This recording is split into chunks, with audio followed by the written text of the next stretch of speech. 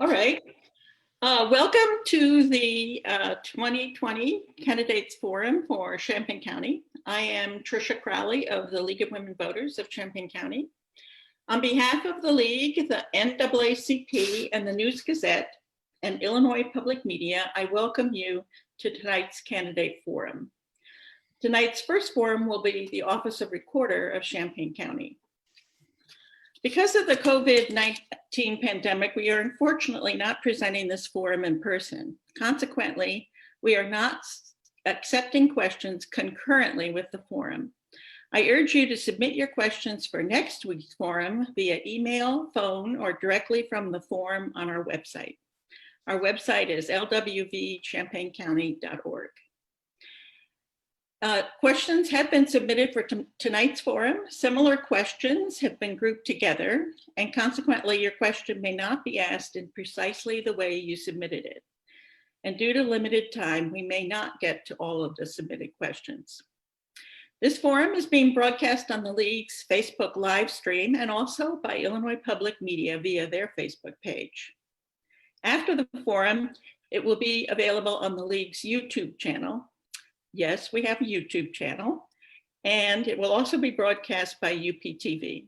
UPTV's schedule is available on the City of Urbana website. So I'll be the moderator for this first forum, and Peggy LaFrance of the NAACP will be alternating tonight for the rest. The order for the candidates is alphabetical. Therefore, Mike Ingram, Democrat, will open, and Mark Sheldon, Republican, will close. Each candidate will be given 2 minutes for an opening statement.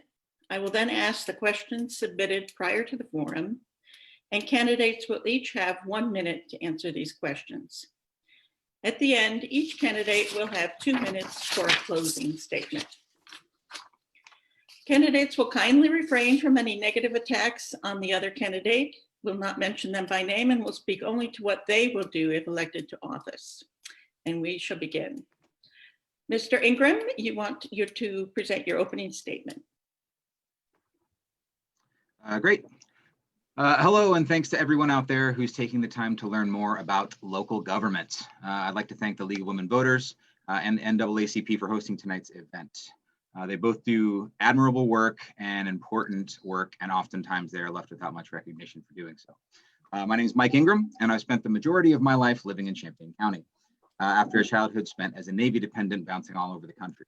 My mother is an active member of the Laborers Union, and my dad is an active Operators Union member. Everything that's good about me started with them.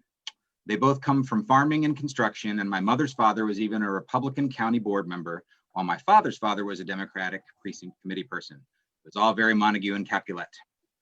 While it might have seemed natural to follow in their footsteps, I gravitated towards the arts and volunteerism, never thinking I'd run for office until I found myself so fed up with politicians both locally and nationally that I ran for county board and won. Having a background influenced by unions, military, farming, mentoring, and teaching has given me a unique perspective in my role on the Champaign County Board and on the nonprofit boards that I sit on. And I, for one, am very glad for those. I am in the atypical position of asking for your vote for an office that I'd like to eliminate from our county. Illinois has 102 counties, and of these, more than 86% have no recorder or are in the process of phasing that office out of their budget. Red counties and blue counties all agree. From Madison to Winnebago and even Cook County, voters have recently voted to jettison their recorder's office. It is a position that of the past, and the staff that is doing great work in that office would be better off without an overpaid elected official heading their office. I imagine the next 30 minutes we'll be hearing a lot about a different plan to change the recorder's office while still paying someone the same amount. While I'm glad that in the last year I seem to have moved public opinion on the office so much so that even its former defenders have now devised a plan to change it, I'm not interested in half measures. I'm tired of career politicians who denigrate government's ability to help people, and I'm tired of partisans who profess to be for smaller government unless it impacts a job they'd like to keep, and I'm willing to run for an office that will disappear from underneath me to help. Thank you.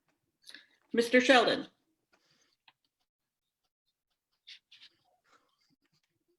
Hi, thank you again for having me, and I appreciate all the people tuning in today to learn more about this office and this race.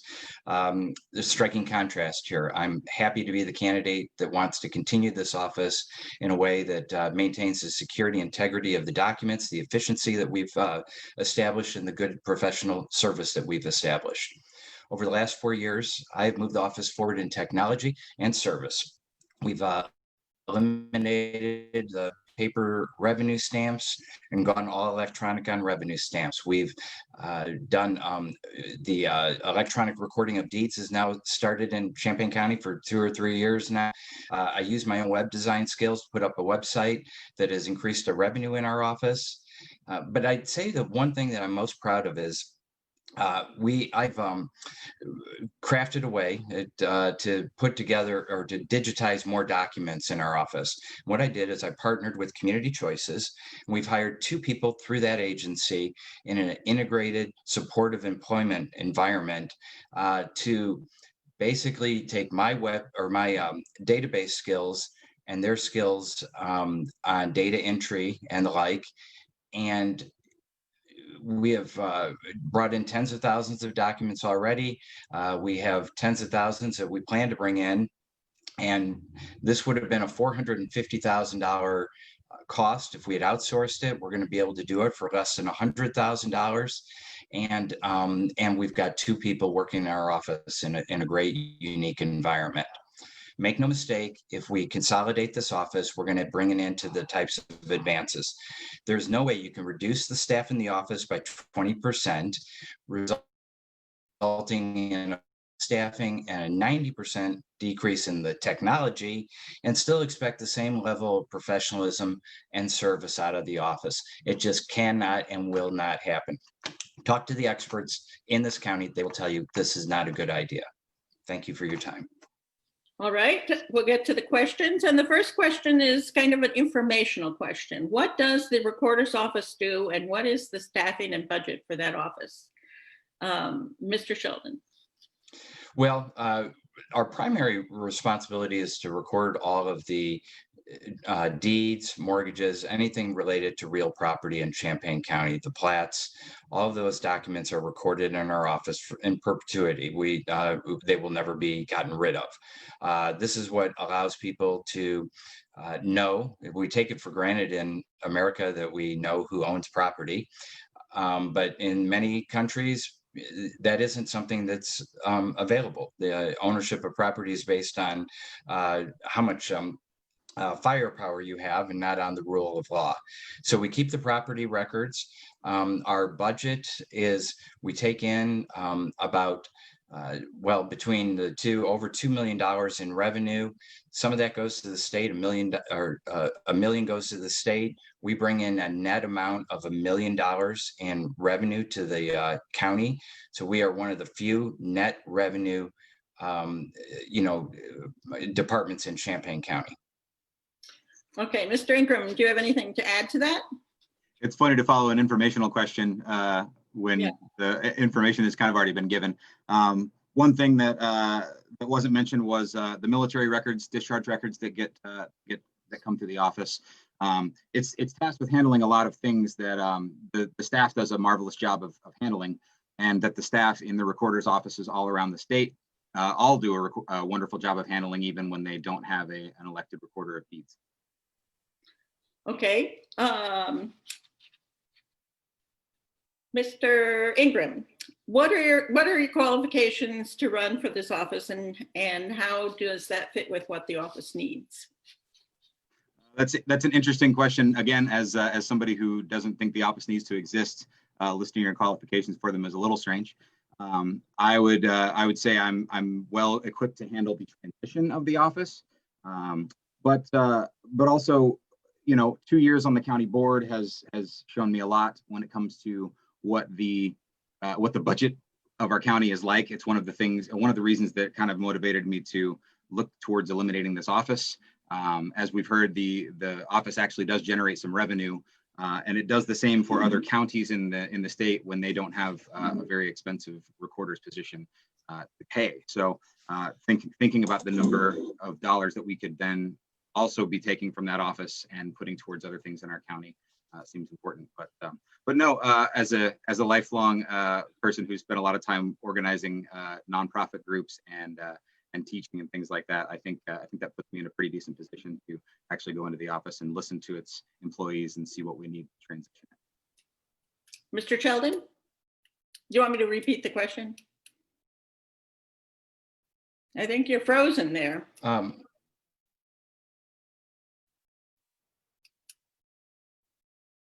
So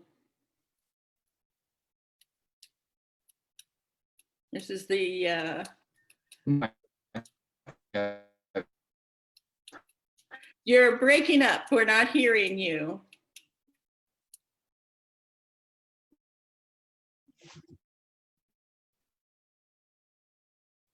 So I'm not sure. You might. Okay. Are you back?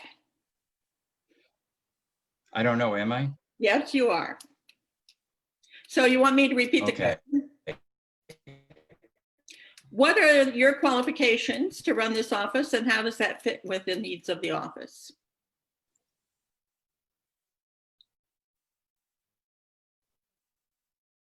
I don't think I need that. But I think one of the things that would set me apart is I don't look at this as a supervisory job. The 4 women that work in my office don't need a boss who knows nothing about the job. They need somebody who is working with them and helping to advance the goals of the office. This is not really a supervisory position. There's work involved that doesn't involve looking over the shoulder of somebody with 17 years of experience in the office. So what I do is I do some of the office work. I do some kind of grunt work, I guess you'd call it, when I'm emailing out documents to assessors. But I'm also doing a lot of technological work and a lot of accounting work. So there's a variety of things.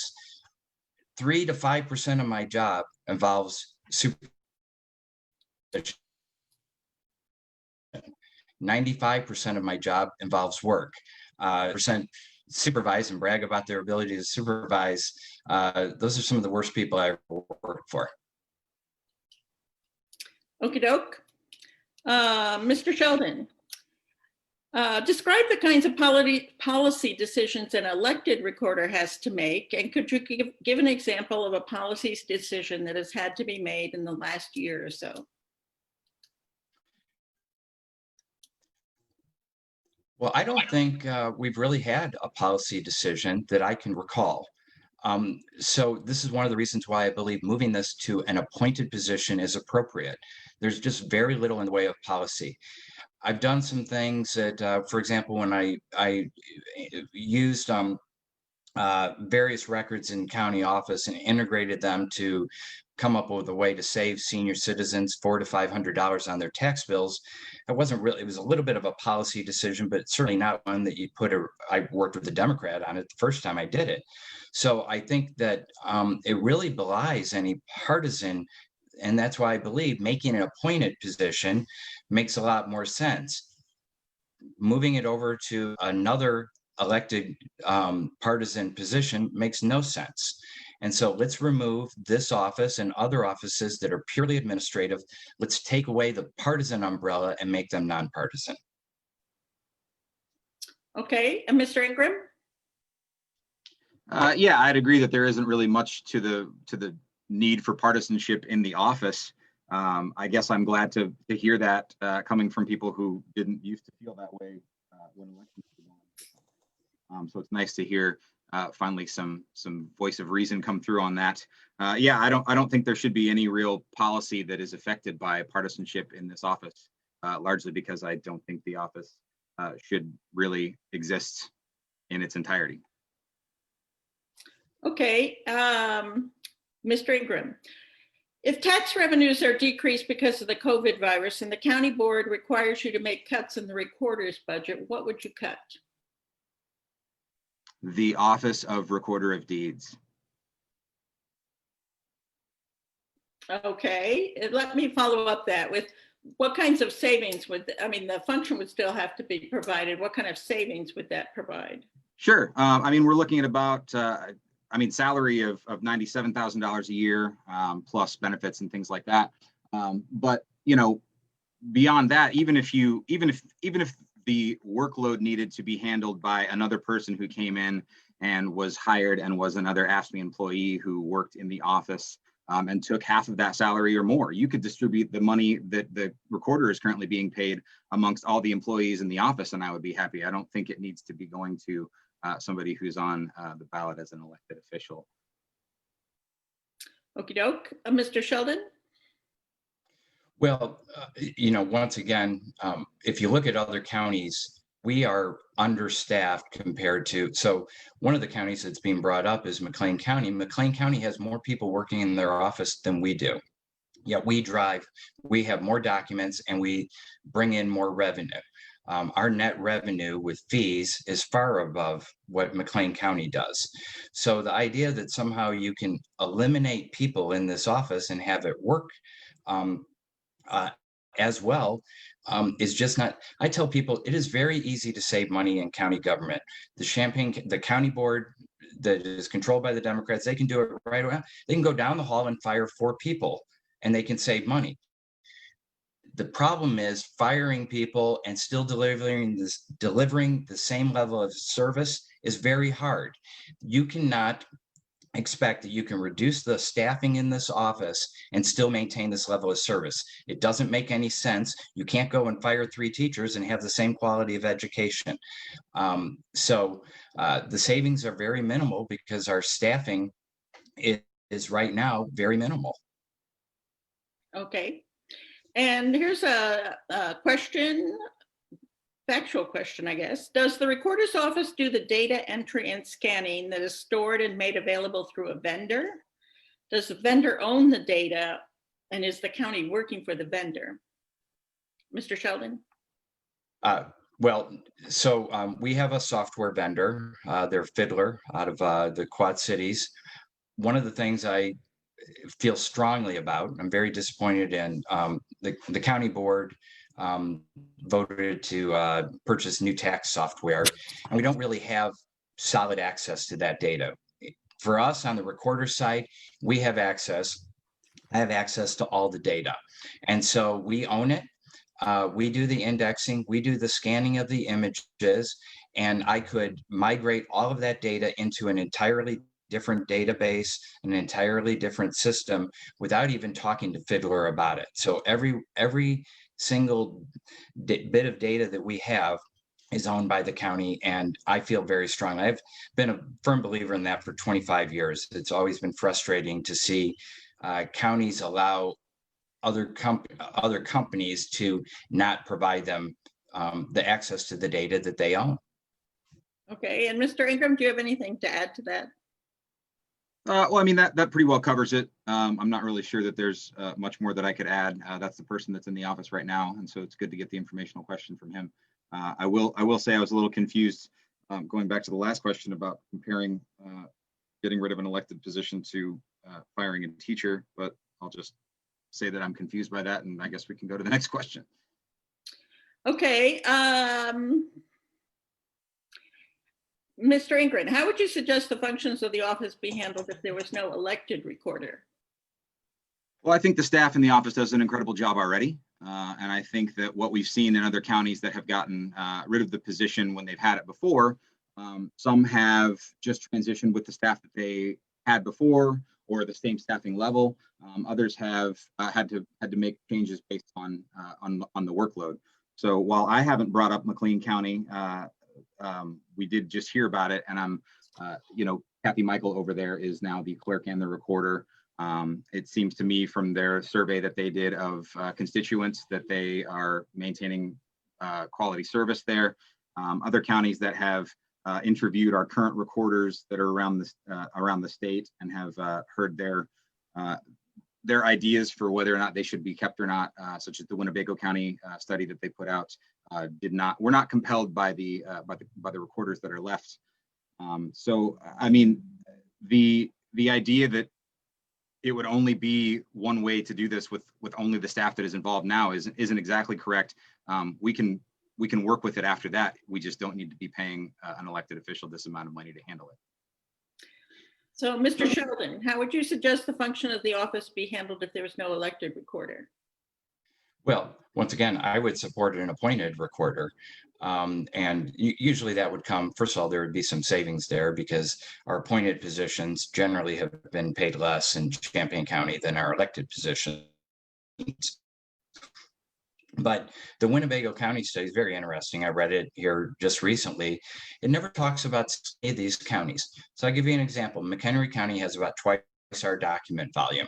When they moved to record, to merge their offices, at that time, had 2 people working in the recorder's office. We have 5. So it's very easy to reduce staff when you have very a limited staff, and we have in Champaign County, we've been tight with dollars because of that. But we you cannot expect and nobody has given a way that can happen. Nobody that I've seen has said, here's how you can reduce staff in the recorder's office and still get the job done. Nobody's presented that plan. All right. I'd like to follow up on the idea of an appointed recorder because I haven't really heard of that before. And so I'm going to start with you, Mr. Sheldon. How would the county switch to an appointed recorder, and who would do the appointment, and how would that save money? I wouldn't say, like I said, the salary would likely go down a little bit. You haven't heard about it. I have talked about that the recorder's office could be merged with another office. It doesn't have to be merged with the county office, or it could be appointed. So I've talked about this even 4 years ago as a possibility. It's kind of a gimmick to merge it with the clerk's office. But the county board or the county executive, in this case, in our county, the county executive would make the appointment for 4 years. So there are some counties, they have appointed coroners, for example. It's made by the county board chairman with the consent of the county board. The county executive, with its consent of the county board here, would make the 4-year appointment. So the Constitution allows us to change the manner of selection. And this would just remove it from the partisan. We've got a fantastic supervisor of assessments that's been appointed. It's a nonpartisan job with a largely administrative function. And that makes a lot of sense to take it outside the political realm. Okay, Mr. Ingram, you want to comment on an appointed recorder? Sure. So, I mean, the idea of this and the Constitution allowing us to change the way that it's done, the Constitution also allows us to remove it entirely. In fact, it doesn't statutorily require it.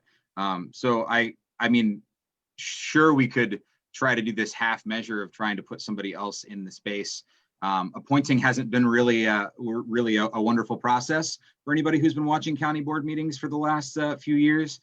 If we had to put another position in that office, which sounds perfectly fine to me, it should not be, again, an appointed, if it's a person who's doing all the work, then why be a kind of a figurehead or like a titled figure instead of just having another staff person in the office to do the 95% office work and grunt work that has been described previously. We could hire somebody and have another union employee in there instead of looking for somebody to be appointed to a position.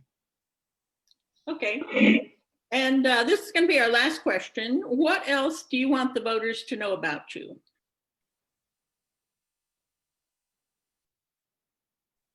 Am I up? Yep, Mr. Ingram. Okay. Sorry, I was trying to remember. So that's such a broad question. Wow, now I don't even know. I've spent a lot of time this last few months kind of figuring out just how great the people in this county can be. COVID has been a very interesting situation in the life of a person who makes his living in the entertainment industry. It's very strange to have most of what you do for a living kind of taken away. But it has allowed me to kind of, I helped form a group called CU Mask Makers and got to see people from across the county come together. We've produced over 13,000 masks that have gone to shelters and schools and things like that. And typically that's what I found in myself, is that anytime that there's kind of a call for something, that's kind of when I step up and join the fight. And I've found that a lot of the people that do the same thing, we all have the same personality types, and that's saying yes to too many things. But so I guess if there's a thing to know about me, it's that I probably say yes to too many things, but this is one that I thought was a worthy cause to go after. So. Mr. Sheldon. Another thing to know, well, I would say that family is really important. I'm here, as I mentioned to you, pardon my connection, it's a hotel connection, because I just got done at the kind of a family emergency. My wife and my son are the most important things in my life. And I think during this time, just kind of echo two things that Mike has brought up. One, the COVID thing has been remarkable. We've continued to work every day in our office. I can't not say, Mike talked about the great staff, and they are fantastic. We have not missed a day of recording in one of the busiest the busiest year we've had since 2013.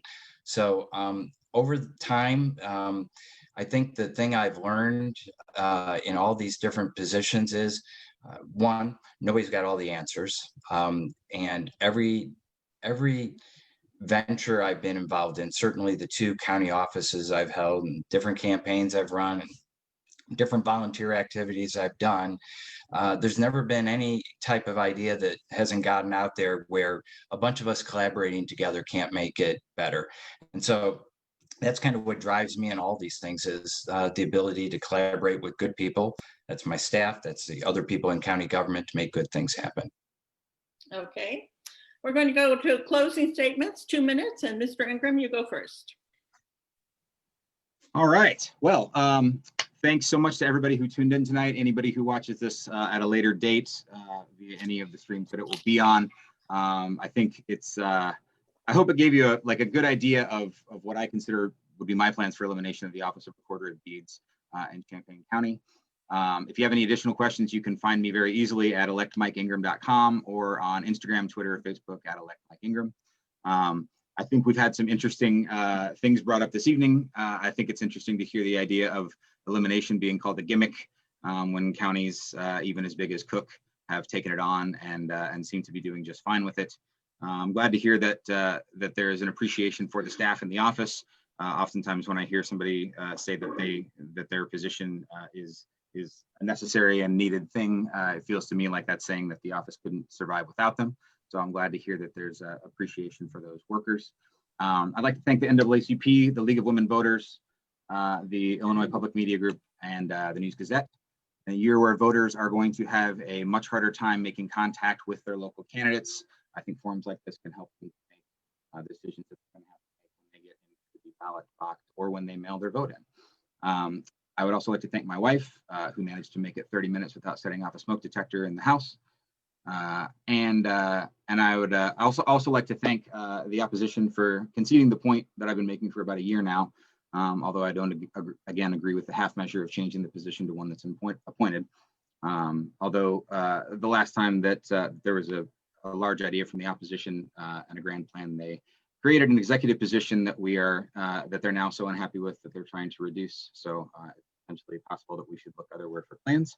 But I want to thank everybody for their time tonight, and hope to see you on the next streams. Mr. Sheldon. Well, I'm glad.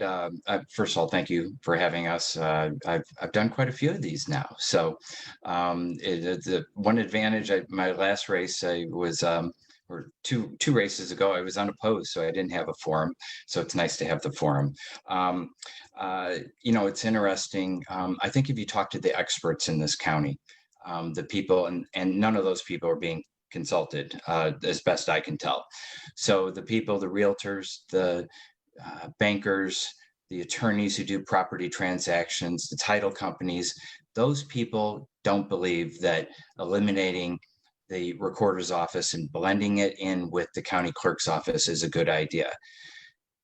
I just talked to a title company. They told me 6-week delay in getting something recorded in Cook County, 6-week delay. We just heard, oh, that's fine, is what I just heard from everything seems to be working fine. Well, 6 weeks is fine when it's less than 24 hours in Champaign County, less than 24 in Champaign County, 6 weeks in Cook. 6 weeks is unacceptable. And that's what people around the state, there are counties where they didn't take recordings in the office. We continue to take recordings in the office during COVID. There are counties in the state that limit the number of documents that a title company can bring in. So the idea that somehow everything works great in all these other counties is false. And if you talk to the experts, if you talk to the attorneys, the realtors, the title companies, the people in Champaign County who do $1 billion worth of transactions in our office, if you talk to those people, they will tell you this is not a good idea. So you can listen to the experts, or you can listen to some politicians. And yes, it's something of a gimmick, because at the end of the day, even Mike has changed his plan today, which is, oh, well, maybe I'll spread the money around to other people and it won't even be savings. It won't work to the benefit of property owners in Champaign County. So I've really been proud of my 4 years, my 14 years as clerk, my 4 years as recorder. I want to continue to do good things, bring service and professionalism to the office, and I appreciate your vote. Thank you. All right, thank you for participating.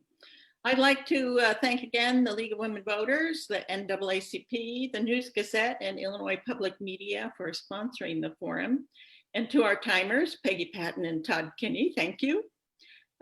You've kept us on schedule. And a very special thanks to Jonah Von Behrens, who has put these forums together. It's just a reminder, it's not too late to register to vote. Information is available on the League website and the County Clerk's website, so register and vote. After a short break, our next forum will be for auditor. Thank you all.